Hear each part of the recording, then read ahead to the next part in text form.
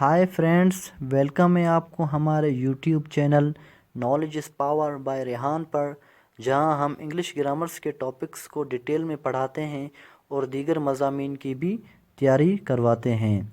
तो पिछली वीडियोस पर आप तमाम फ्रेंड्स का बहुत ही प्यार आया और कुछ कमेंट्स में स्टूडेंट्स ने पूछा कि सर विल और शेल पर आप कब वीडियो बना रहे हैं। तो आज फाइनली हम विल और शेल पर वीडियो बना रहे हैं। तो इस वीडियो में उन तमाम स्टूडेंट्स को उनका जवाब मिल जाएगा और विल और शेल के बारे में जो भी आपके मिसकॉन्सेप्शंस हैं वो दूर हो जाएंगे। तो वीडियो बहुत ही फ़ायदेमंद है, वीडियो को आप आखिर तक ज़रूर देखिएगा। तो आइए चलते हैं वीडियो की जानिब।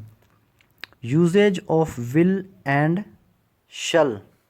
तो basically will and shall are helping verbs of future simple tense. Will और शेल जो हैं वो फ्यूचर सिंपल टेंस के हेल्पिंग वर्ब हैं। फ्रेंड्स, जैसा कि आप सबको पता है कि विल और शेल का इस्तेमाल हमारे पेपरों में सवालात में बहुत आता है। तो इस वीडियो को ज़रूर देखिएगा आखिर तक, ताकि आप जो है एग्ज़ाम में अच्छे मार्क्स ला सकें।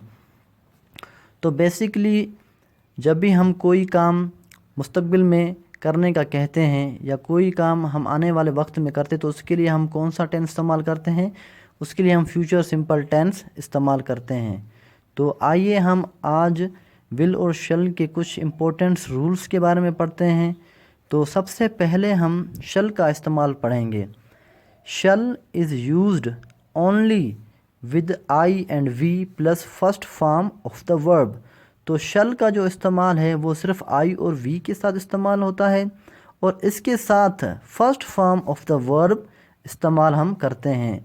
तो स्टूडेंट्स देखें कि ये रूल नंबर फर्स्ट है और बहुत ही इम्पोर्टेंट रूल है कि जब भी आप शेल का इस्तेमाल करेंगे जुमले में तो सिर्फ आप आई और वी के साथ ही इस्तेमाल कर सकते हैं और उसके साथ आप हमेशा वर्ब की फ़र्स्ट फॉर्म ही इस्तेमाल करेंगे, ना कि सेकंड करेंगे, ना ही आप थर्ड करेंगे।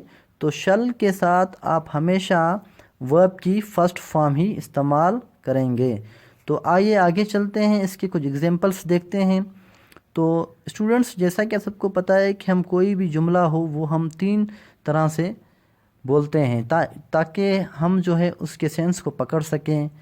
जुमला चाहे हम उर्दू में बोलें या इंग्लिश में, वो हम तीन तरह से बोलते हैं। पहला हमारे पास होता है पॉजिटिव सिंपल सेंटेंस, उसके बाद होता है इंट्रोगेटिव सेंटेंस एंड देन हमारे पास आखिर में होता है नेगेटिव सेंटेंस।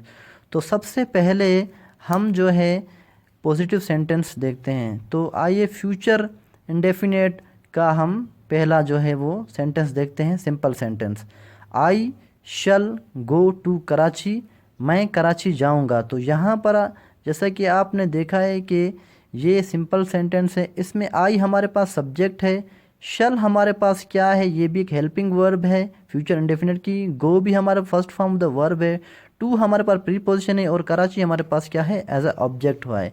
तो आइए आगे चलते हैं इंट्रोगेटिव सेंटेंस की जानिब। अगर हम यही जुमला इंट्रोगेटिव में करें तो हम किस तरह कर सकते हैं? तो देखें कि यहाँ पर सबसे पहले हेल्पिंग वर्ब यूज़ हुई है, उसके बाद सब्जेक्ट हुआ है, ठीक है।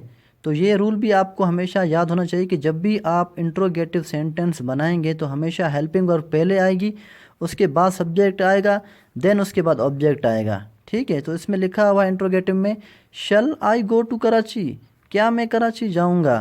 तो इसमें यहाँ देखेंगे हेल्पिंग वर्ब पहले यूज़ है। तो ये भी एक रूल है जो आपको जहन नशीन कर लेना है कि हमेशा जब भी आप इंट्रोगेटिव सेंटेंस बनाएंगे तो हमेशा आप पहले हेल्पिंग वर्ब का इस्तेमाल करेंगे, उसके बाद फिर आप सब्जेक्ट, फिर आप जो है वो हेल्पिंग वर्ब जो है वो गो जो है फर्स्ट फॉर्म द वर्ब है और हमारे पास टू यहाँ प्रीपोजिशन है और कराची हमारे पास एज अ ऑब्जेक्ट यहाँ पर यूज़ हुआ है।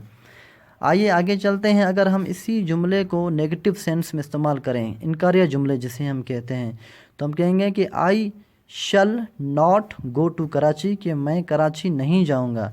तो इसमें इम्पोर्टेंट ये है कि आप सब्जेक्ट और वर्ब के बाद जब भी आप इनकारिया जुमले बनाएंगे, नेगेटिव जुमले बनाएंगे, तो आप हमेशा जो है वो वर्ब के बाद नॉट लगाएंगे, उसके बाद देन आप जो है वर्ब लगाएंगे गो टू, ठीक है। तो ये भी एक रूल है कि जब भी आप नेगेटिव जुमला बनाएंगे तो सब्जेक्ट के बाद शल और शल के बाद फ़ौरन आप नॉट लगाएंगे, जिससे जुमला जो है वो नेगेटिव बन जाएगा। I shall not go to Karachi, मैं कराची नहीं जाऊंगा, मतलब ये कह रहा है कि फ्यूचर में जो है मैं वो कराची नहीं जाऊंगा।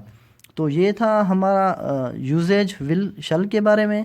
तो आइए हम आगे चलते हैं, विल का इस्तेमाल जानते हैं।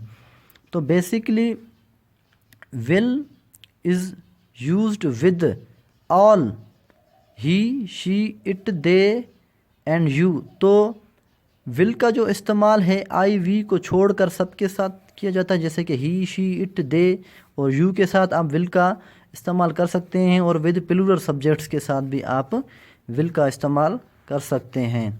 तो आगे चलते हैं, कुछ इसके एग्जांपल्स के बारे में पढ़ते हैं कि इसके एग्जांपल्स क्या हैं।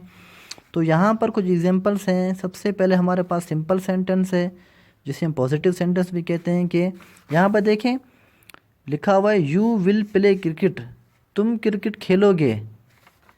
ये एक सिंपल सेंटेंस है, या आप इसे कह सकते हैं कि आप क्रिकेट खेलोगे। तो यहाँ पर ये क्या सिंगुलर पर्सन है, एक है यू विल प्ले क्रिकेट, आप क्रिकेट खेलोगे। अगर इसी जुमले को हम इंट्रोगेटिव सवाल या जुमले बनाएं तो ये कुछ यूँ होगा, जिसमें कि विल यू प्ले क्रिकेट, क्या आप क्रिकेट खेलोगे। देखें स्टूडेंट्स, जैसा कि मैंने आपको पहले शल के बारे में बताया था कि यहाँ पर देखें विल जो है वो एज अ सब्जेक्ट यूज़ हो रहा है, और यहाँ पर जो है फिर यू जो है वो एज अ वर्ब यहाँ पर यूज़ हो रहा है। तो हमेशा ये जहन नशीन हो कि जब भी आप इंट्रोगेटिव सेंटेंस बनाएंगे तो हमेशा जो है वो आप हेल्पिंग वर्ड पहले इस्तेमाल करेंगे, देन उसके बाद फिर आप जो है वो सब्जेक्ट इस्तेमाल करेंगे और ऑब्जेक्ट इस्तेमाल करेंगे। तो ये आपके जहन में ज़रूर बात हो कि हमेशा जब भी आप इंट्रोगेटिव सेंटेंस बनाएंगे तो पहले आप वर्ब का इस्तेमाल करेंगे, फिर सब्जेक्ट, फिर ऑब्जेक्ट का आप इस्तेमाल करेंगे। ठीक है। तो अगर हम इसी जुमले को नेगेटिव सेंस में अगर इस्तेमाल करें जुमले में, तो हम कुछ यूँ करेंगे कि you will not play cricket, आप क्रिकेट नहीं खेलोगे। ठीक है। तो इसमें देखें कि यू हमारा वही रहा, सब यहाँ सिंपल में था, यहाँ भी सिंपल में, ये भी बिल्कुल सेम है। लेकिन यहाँ पर एक चेंजिंग आई है कि विल के बाद फ़ौरन नोट आया है, नोट, और उसके बाद प्ले क्रिकेट आए। तो ये भी एक रूल है, आपको ये ज़हन नशीन कर लेना चाहिए। और उम्मीद मैं करता हूँ कि ये वीडियो आपको बहुत ही पसंद आई होगी। वीडियो अगर आपको पसंद आए तो इसको जो है लाइक करें, हमारे चैनल को सब्सक्राइब करें और बेल आइकन को ज़रूर दबाएं, ताकि हमारी आने वाली वीडियोस आप तक बआसानी पहुंचती रहें। और इस वीडियोस को अपने दोस्त और फैमिलीज़ के साथ ज़रूर शेयर करें। उम्मीद करते हैं कि आपको ये वीडियोस पसंद आई होगी, और कमेंट्स में हमें ये ज़रूर बताएं कि मज़ीद हम आगे कौन से टॉपिक्स पर आपके लिए वीडियोस बनाएं। तब तक के लिए अपना ख्याल रखें। अल्लाह हाफ़िज़।